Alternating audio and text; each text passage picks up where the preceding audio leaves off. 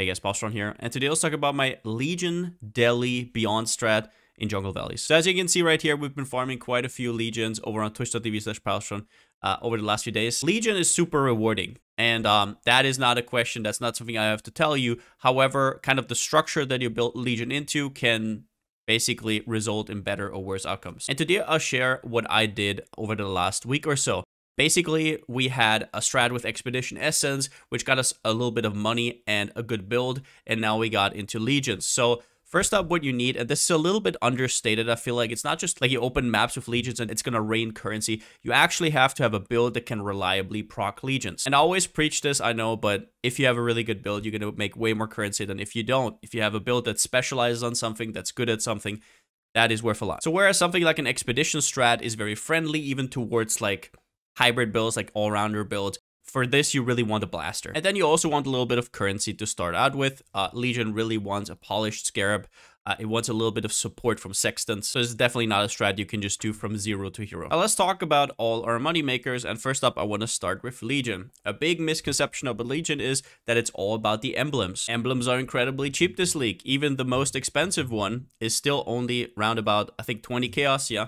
Does that mean that Legion is not viable? No, not at all. Legion monsters drop a ton more than just splinters. They drop maps, they drop stack decks, they drop raw currency, a ton of divines, actually a lot more than in some other strats. And then the most underrated thing about Legions, most likely, are incubators. Now, there's a ton of incubators that are okay, right? But I want to call 3 out that, in my opinion, are the most efficient. Most efficient by far are the Ornate Incubator. Now, when I say efficient, I don't just mean this gives you the most returns. I also mean most returns basically in relation to how many monsters you have to kill. For example, if we take the Geomancers right here, you have to kill 29,679 monsters for a 6-linked item.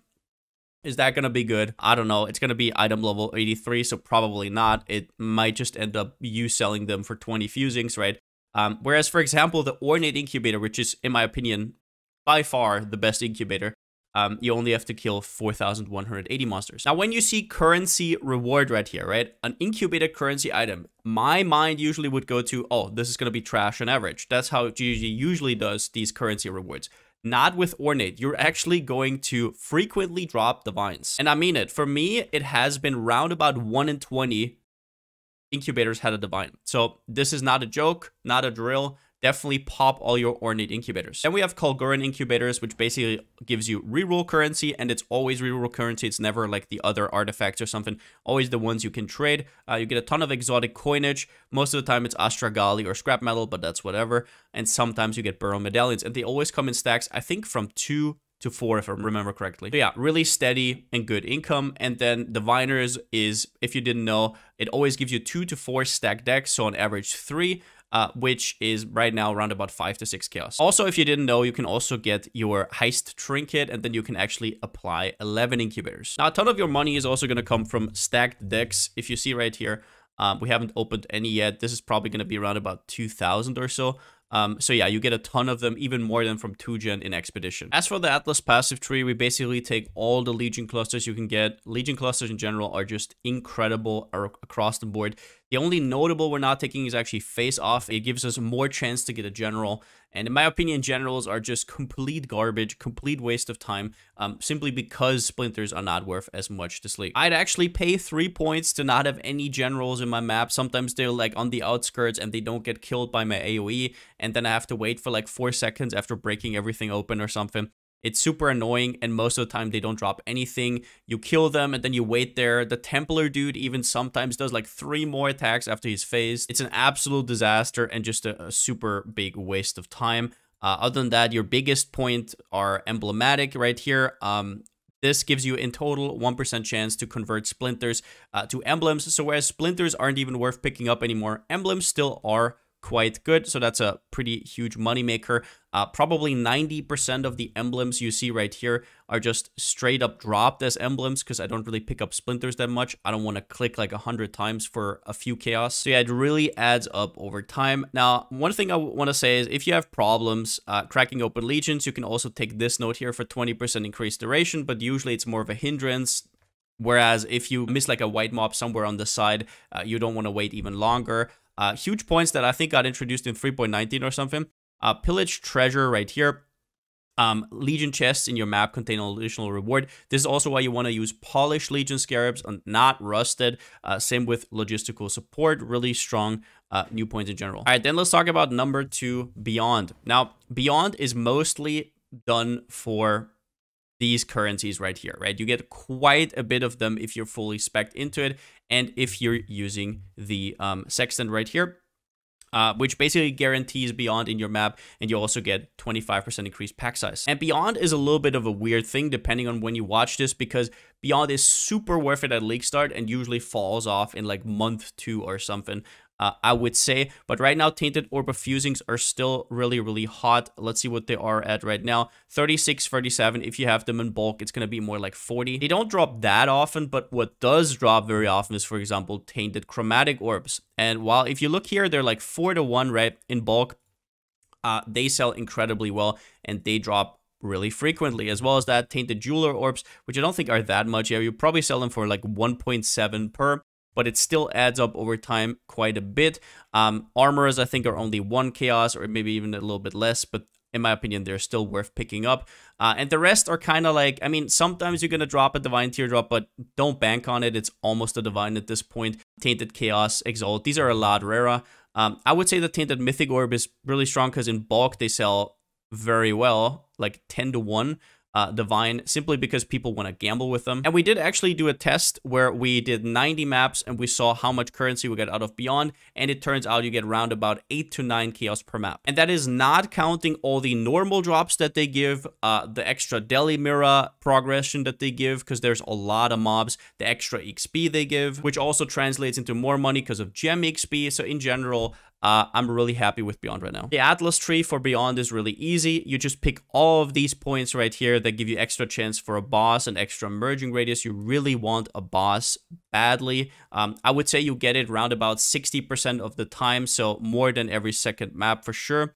Then this one right here. So this is not really necessary because you already have a 100% chance to get Beyond Demons, so this doesn't do anything. But if you want to, you can definitely take the experience right here. It will help you if you maybe want to level to 100 or just level your gems faster. And another no-brainer node is down here. Increased quantity of tainted currency. I mean, I don't have to tell you why this is good, right? And on the way there, you also get the merging radius. And we have Deli Mirror, which in this case is basically made so you can get to 7 rewards. If you don't know, the cutoff points where you get new rewards are 3, 5, 7, and so on, right? So either you want to get to 5 or to 7 for Deli. This patch, you can definitely go full Deli like Tropical Islands. But in my opinion, for strats like this, getting the most amount of Deli orbs, let's see how much I got. This is just the best strat. Yeah, these are the Deli orbs that I farmed. In total, I farmed 35 simulacrums. I'm not really going for splinters, but you're gonna get round about 40 to 60 per map. As for Atlas passive tree for Deli, the only really important node is Imagine Pursuits whenever you have a Deli mirror, which is around about 50 to 60% of the time. We're not forcing it with a Sextant, right? We have a lot of natural chance to get it. Yeah, you only kill the boss of Jungle Valley whenever you have a Deli, because then you get the +1 and you'll get the 7 rewards, sometimes to 8, but mostly to 7. Other than that, the chance to give more Deli orbs is obviously huge. We have some more chance to get a Deli mirror right here. And then I'd also really like Singular Eternity and Descent into Madness. Now, this just gives you faster progression on your rewards, and Singular Eternity, it being slower is sometimes nice because the Deli mirror is sometimes bugged where if you maybe open a random abyss or breach before you click the Legion, sometimes it doesn't recognize that you do the Legion, and then the Deli mirror is actually not going to stop, and that is just super annoying, and I never want that to happen, so I invest these points. I'll say this, you can also maybe cut something, like, I don't know, some blocks to get Compulsive Hoarder. In my opinion, since we're not forcing Deli, it's not worth it. But if you're going for Deli Sextant instead, you definitely want this. So then we have Red Altars. Now, there has been a lot of discussion about Red Altars recently because of how expensive Awakened Sextants are this league. You can sell them for around about 43 for a Divine at this point. I will personally say that makes Red Altars just really, really good. Even though you wouldn't mind the quantity you get from the Eater Altars and the occasional Divine. You get so much Chaos Orbs, so many Orb of Unmakings, right? You get so many Awakened Sextants. Like, it's not even a rare occurrence. It's just like every 3rd map or so, or every 4th map. then I would personally just always go for red altars. You go Light of Dawn, you go Word of the Exarch, and you always take all of these small nodes, and then also Wrath of the Cosmos. Let's talk about Jungle Valley for a second. Now, this is something that, for example, Snoobe has done quite a bit over the last few leagues. Basically, there are certain maps where the game doesn't recognize that there is a boss at the map, which then means that the altars cannot roll boss rewards, which is very advantageous because those are usually the worst. The two most used cases are Jungle Valley and Mausoleum there, and Jungle Valley is just incredibly strong because it has a good, or at least decent layout. I would say actually a good layout, just a very annoying boss, which is because it's delayed, right? That's its upside. But the thing about it is it lends itself very well to legions. So whereas in Dunes, for example, you would probably get a little bit better legions, I would say, you're not going to get as much minion rewards from the altars, so you're going to get a lot less Awakened Sextants. Now, do I think this is necessarily better than Dunes? The answer is, I don't know. You could definitely run Dunes with this tree. There's not really anything to it. If you're running Dunes, you can maybe think about going blue altars, but in general, not really that much changes. I'm also really sick and tired of Dunes, so at this point, it's just nice to have a little bit of a change. But in general, Jungle Valley, extremely strong. Now, how is our sustain? Well, you can look for yourself. We started out with 20 maps right here. Since we're using a cartography scarab, the reason this is in here is because I think actually our tab is completely full, almost full, yeah. So in the end, you're going to oversustain. Another nice thing about Jungle Valley is that it's next to beach, and beaches sell really well. It's a really comfy map.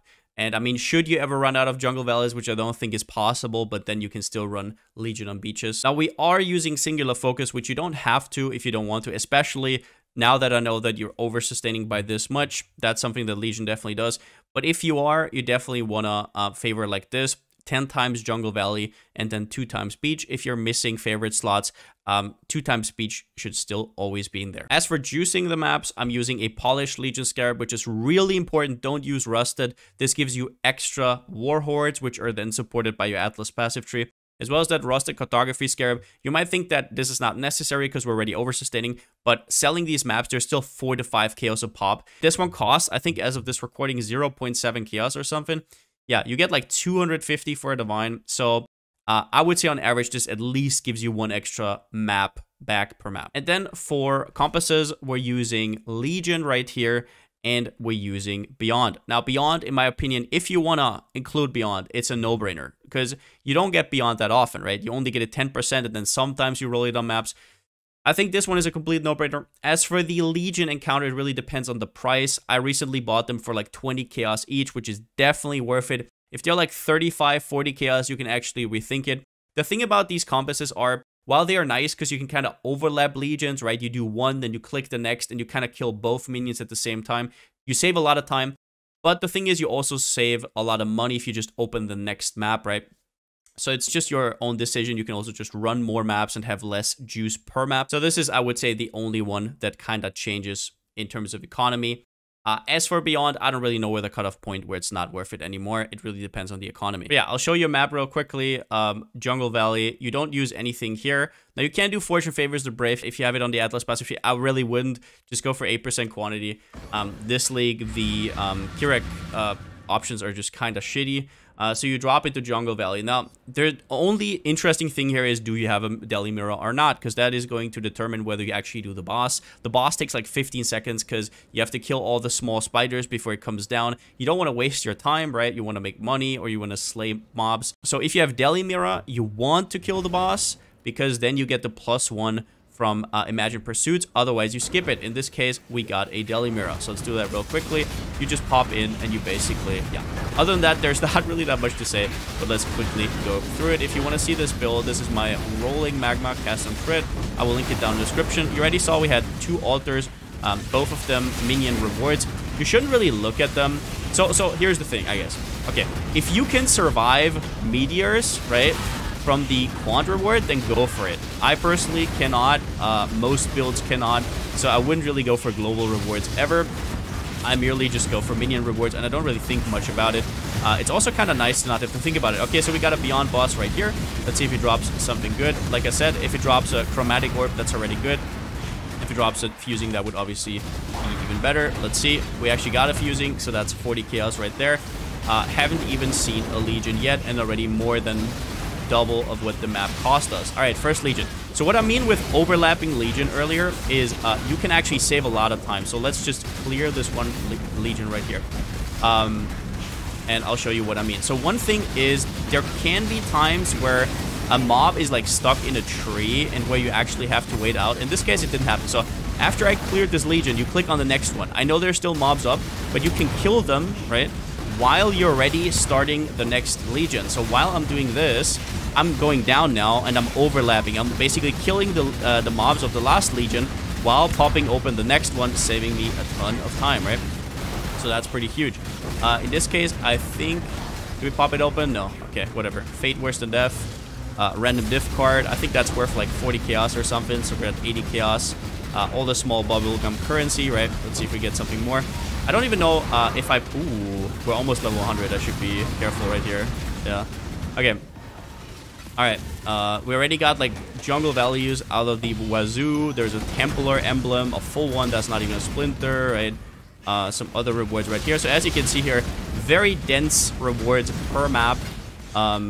In terms of Legion, some fractured stuff we're gonna look after, some gilded metamorph scarabs. I think we got like an altar for gilded metamorph scarabs, which are like 5-6 chaos a pop.